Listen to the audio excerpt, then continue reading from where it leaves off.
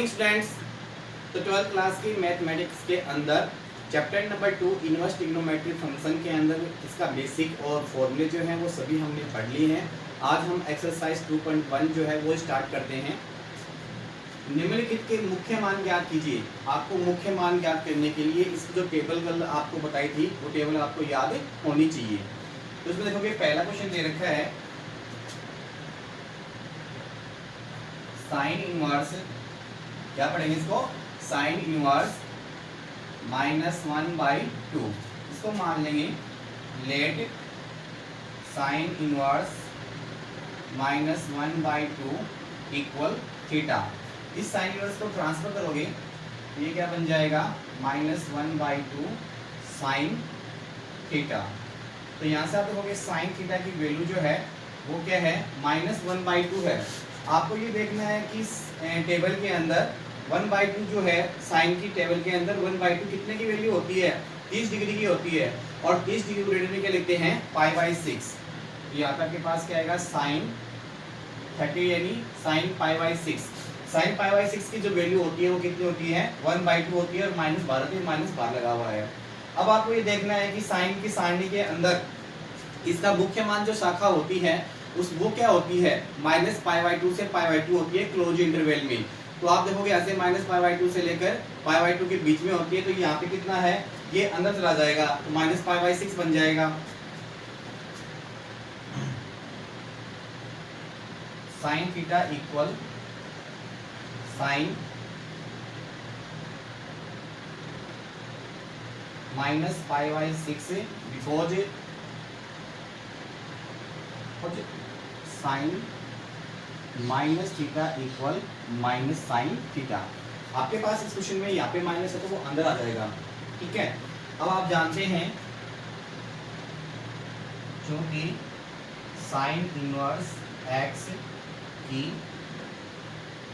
मुख्य मान शाखा क्या होती है, क्लोज इंटरवल में -π/2 π/2 होती है। यानी आपका जो मान है वो क्या होगा, इस अंतराल में होगा। तो यहाँ पे आपके पास देखोगे थीटा का जो मान है या तो -π/2 से बड़ा होगा या प्लस के π/2 से बड़ा या उससे छोटा होगा। तो यहाँ से आप देखोगे थीटा का मान -π/2 के बराबर या उससे बड़ा, π/2 के बराबर या उससे छोटा होगा। ये दोनों भी सम्मिलित हैं और साथ में इन दोनों के बीच में। तो आप देखोगे -π/6 जो है वो इन दोनों के बीच में आता है। तो यहाँ साइन दोनों साइड से साइन हट जाएगा और थीटा की वैल्यू आपके पास क्या प्राप्त हो जाएगी, -π/6। ये -π/6 जो है वो इस अंतराल में विद्यमान होता है।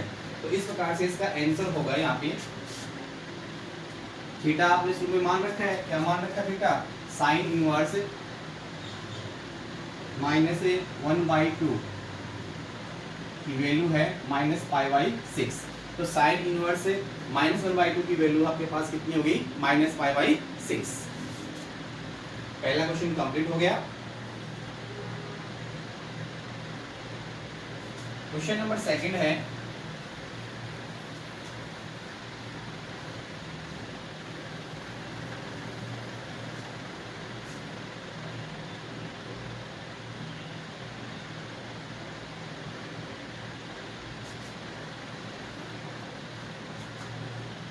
cos inverse √3/2।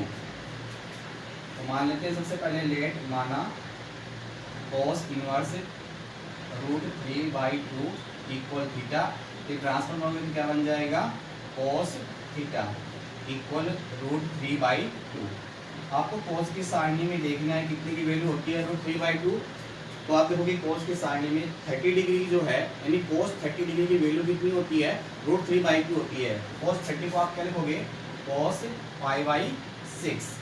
अब आपको ये देखना है कि cos का मुख्य मान जो शाखा होती है उसमें ये π/6 जो है वो होता है कि नहीं होता। अगर होता है तो यही माना जाएगा। तो हम जानते हैं या चूंकि cos इनवर्स x की मुख्य मान शाखा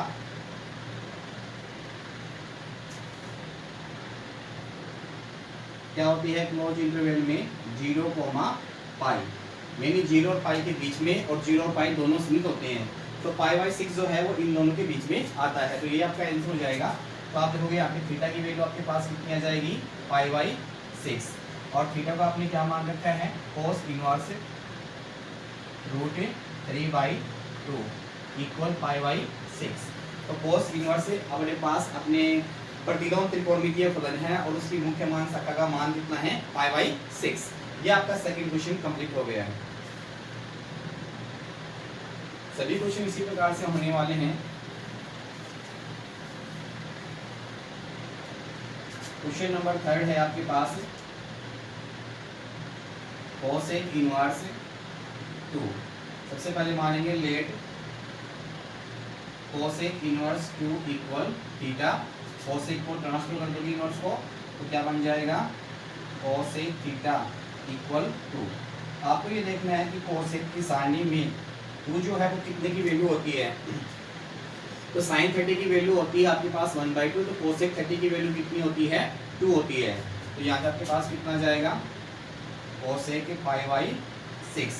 अब आप देखोगे कोसेक की मुख्य मान शाखा जो होती है वो क्या होती है, क्योंकि कोसेक इनवर्स x की मुख्य मान शाखा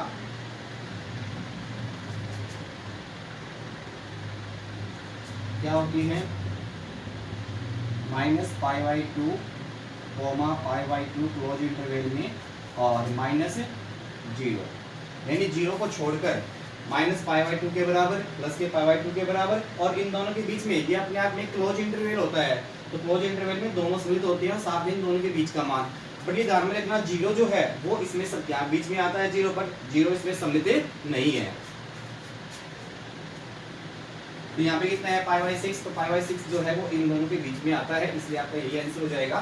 तो थीटा इक्वल कितना हो जाएगा अपने पास, पाई बाई 6। थीटा की वैल्यू रखोगे, आपने कितना मान रखा आपने, cosec inverse 2 equal pi by 6। ये कोसेक इनवर्स 2 का मान हो गया पाई बाई 6, इसकी मुख्य मान शाखा से।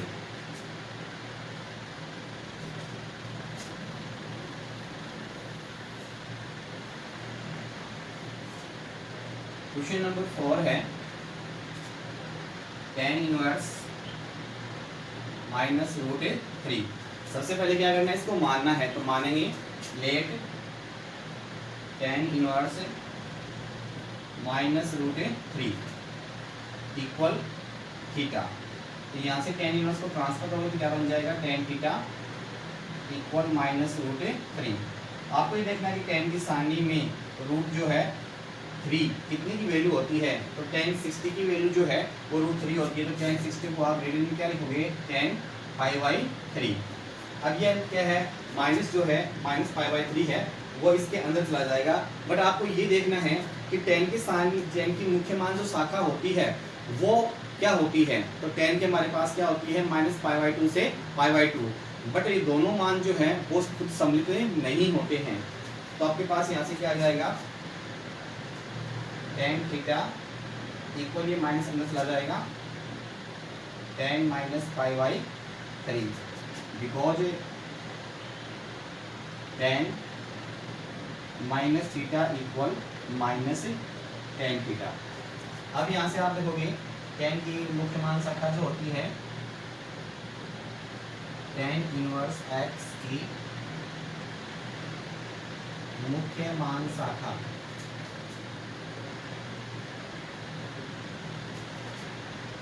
ओपन इंटरवल में minus pi by 2 comma pi by 2 है या होती है।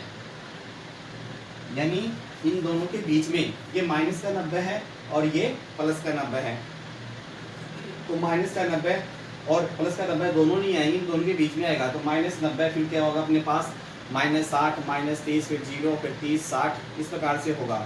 तो हमारे पास ये कितना है, माइनस का 60 है वो इन दोनों के बीच में आता है। तो यहाँ से आप देखोगे थीटा की वैल्यू क्या हो जाएगी, माइनस पाई बाई 3 और थीटा इक्वल आपने क्या माना था, tan inverse root 3 equal minus pi by 3। तो इस प्रकार से आप देखोगे tan इनवर्स रूट 3 की जो वैल्यू है वो कितनी आ जाएगी हमारे पास, माइनस पाई बाई 3 आ जाएगी। नेक्स्ट क्वेश्चन है इसी प्रकार से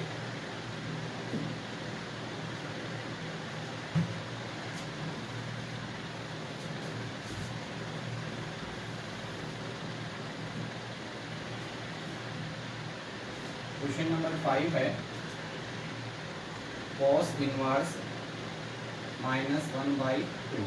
तो आपने मान लिया let cos inverse -1/2 equal theta. तो cos theta equal -1/2। cos theta, cos के साइन में 1/2 कितने की वैल्यू होती है 60 डिग्री की। 60 को आप क्या लिखोगे π/3, तो माइनस cos π/3। यहाँ से आप देखोगे cos थीटा। अब आप देखोगे cos के लिए आपको ये देखना पड़ेगा cos थीटा का मुख्य मान शाखा जो होती है cos इनवर्स x की, वो क्या होती है। आपने देखा था 0 से पाई, तो वहाँ पे क्या नेगेटिव वैल्यू नहीं थी, पॉजिटिव वैल्यू थी।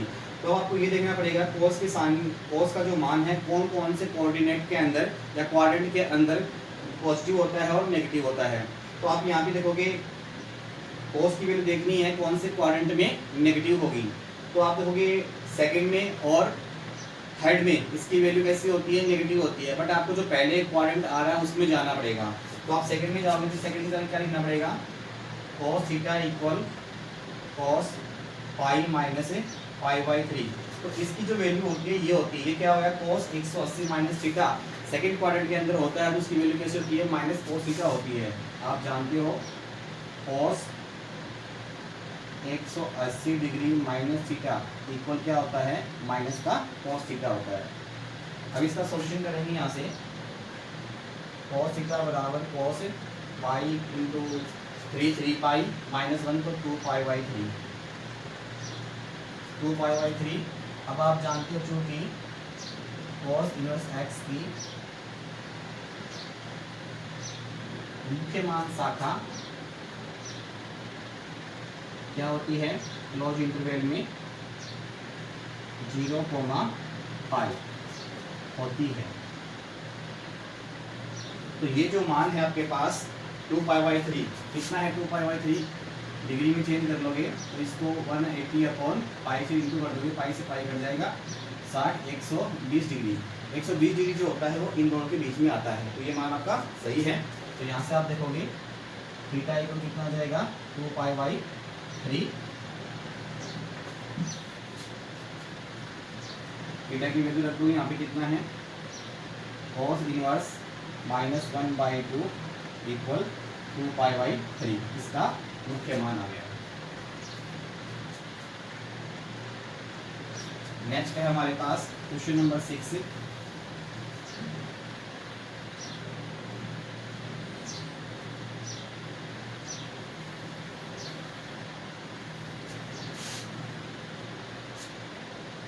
क्वेश्चन नंबर 6 आपके पास tan इनवर्स -1। तो मानते हैं let tan inverse -1 equal theta. तो tan थीटा इक्वल -1, tan के साइन में कितने का मान होता है 45 का, तो उसको लिखोगे π/4 और माइनस शून्य। अब आपको यहाँ से देखना है कि tan इनवर्स x की मुख्य मान जो शाखा है वो क्या होती है, माइनस π/2 से π/2 होती है ओपन इंटरवल में। तो -π/4 क्या उसमें आता है, तो ये अंदर चला जाएगा हमारे पास। तो tan theta equal tan -π/4, because आप जानते हो tan minus theta equal minus tan theta. अब यहाँ से आप देखोगे चूंकि या बिकॉज tan इनवर्स x की मुख्य मान शाखा क्या होती है ओपन इंटरवल में -π/2, π/2 होती है, यानी -π/2 π/2 के बीच में दोनों सीमित नहीं होंगे। तो ये हमारे पास कितना है माइनस का π/4 इन दोनों के बीच में आता है। तो हमारे पास थीटा इक्वल क्या हो जाएगा -π/4। थीटा की वैल्यू आपके पास कितनी है tan inverse -1 equal -π/4। They are solution. Next है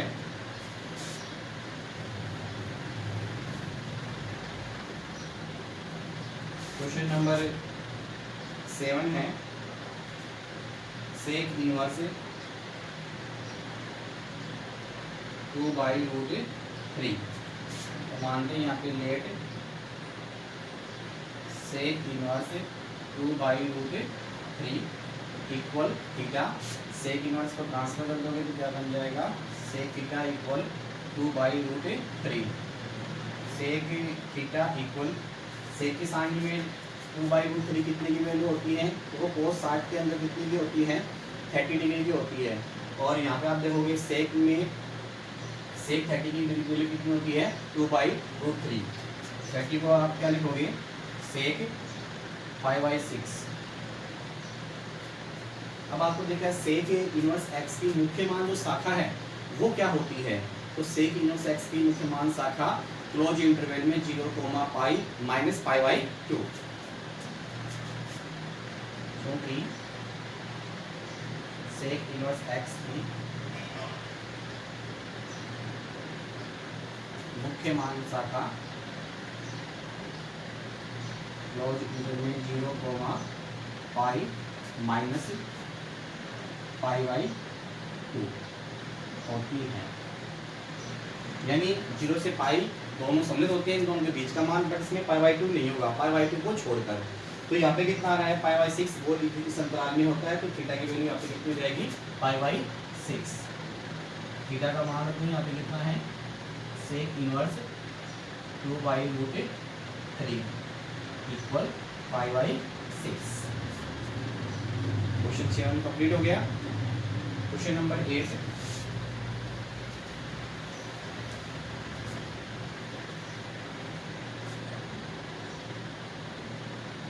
cot इनवर्स √3 मानते हैं let cot inverse √3 equal theta. तो क्या नेक्स्ट स्टेप क्या होगी, cot थीटा इक्वल √3।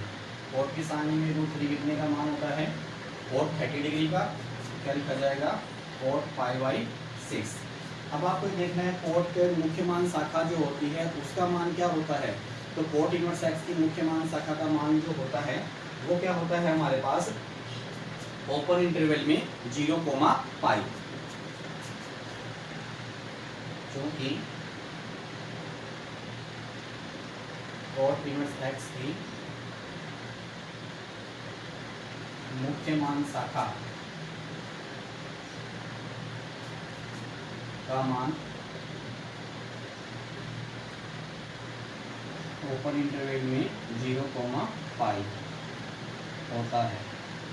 तो अपने पास कितना है, π/6, वो इस दोनों के बीच में आता है, तो आपके पास थीटा की वैल्यू हो जाएगी, cos से cos कैंसिल, थीटा इक्वल क्या होता है, π/6। थीटा की वैल्यू देंगे तो क्या आ जाएगा, cot इनवर्स √3 इक्वल π/6। तो इस प्रकार से आपका क्वेश्चन नंबर जो 8 है वो कंप्लीट हो गया है। नेक्स्ट क्वेश्चन करते हैं।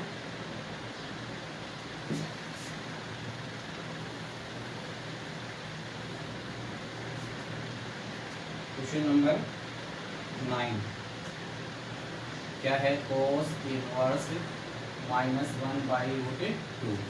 तो मानते हैं let cos inverse -1/√2 equal theta. Can be write cos theta equal -1/√2, cos theta equal cos के सामने में 1/2 की वैल्यू दी है π/4, तो cos π/4। बट ये वैल्यू ऐसी है नेगेटिव, और आप जानते हो कि cos इनवर्स एक्स की मुख्य मान शाखा का जो मान होता है 0 से पाई यानी पॉजिटिव मान होता है। तो आपको ये देखना पड़ेगा cos कौन से क्वाड्रेंट के अंदर नेगेटिव होता है, एक तो सेकंड में होता है और एक थर्ड में होता है। तो आपको पहले कौन आ रहा है, सेकंड, तो सेकंड में जाना पड़ेगा। सेकंड में जाने के लिए 180 माइनस थीटा, तो आप इसको क्या लिखेंगे, cos theta cos pi minus π/4। जेड में 180 कितना होता है, पाई, बिकॉज आप जानते हो cos 180 degree minus theta equal minus cos theta. इसके ऊपर भी सॉल्व करेंगे क्या बनेगा, cos थीटा इक्वल cos 3π/4। क्योंकि cos इनवर्स एक्स की मुख्य मान शाखा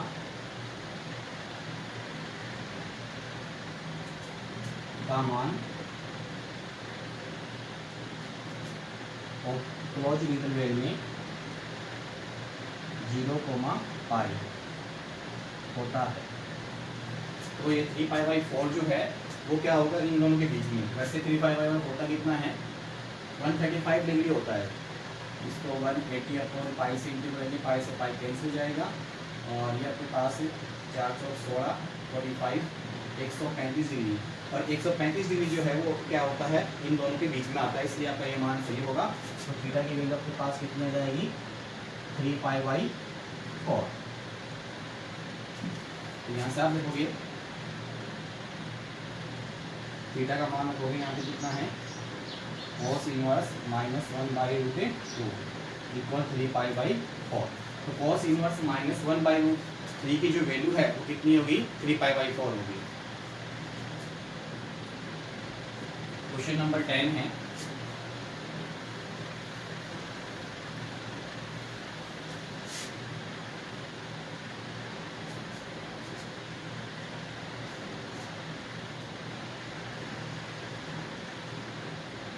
cosec इनवर्स -√2। तो let cosec inverse -√2 equal theta cosec theta equal -√2। cosec की टेबल में कितनी की वैल्यू होती है, ये 45 की। तो माइनस cosec π/4, ये π/4 में नेगेटिव आगे चला जाएगा। cosec theta equal cosec -π/4, because आप जानती हो cosec माइनस थीटा इक्वल क्या होता है, माइनस cosec थीटा। और cosec का मुख्य मान शाखा जो होती है, या cosec इनवर्स x की मुख्य मान शाखा जो होती है वो क्या होती है, क्लोज इंटरवल में -π/2 से π/2 -0, यानी 0 को छोड़कर। क्योंकि cosec इनवर्स x की मुख्य मान शाखा का मान क्लोज इंटरवल में -π/2 π/2 -0 होता है। तो -π/4 जो है इन इंटरवल के बीच में है, इसलिए आपकी थीटा की वैल्यू क्या हो जाएगी, -π/4। थीटा का मान रखेंगे cosec इनवर्स -√2 की वैल्यू जो है वो माइनस के π/4। इस प्रकार से आप एक्सरसाइज 2.1 में आज हमने 10 क्वेश्चन जो है वो कंप्लीट कर लिए हैं। और आशा करते हैं सभी विद्यार्थियों को ये क्वेश्चन अच्छे से समझ में आए होंगे। सभी विद्यार्थी इन सभी प्रश्नों को पहले रफ में निकालें और निकालने के बाद में अपनी फेयर कॉपी में नोट करें और उसे व्हाट्सएप के माध्यम से चेक कराएं। अगर आपको किसी प्रकार की कोई समस्या उत्पन्न होती है तो आप व्हाट्सएप या कॉल के माध्यम से उन समस्याओं को दूर कर सकते हैं। Okay bye, thank you.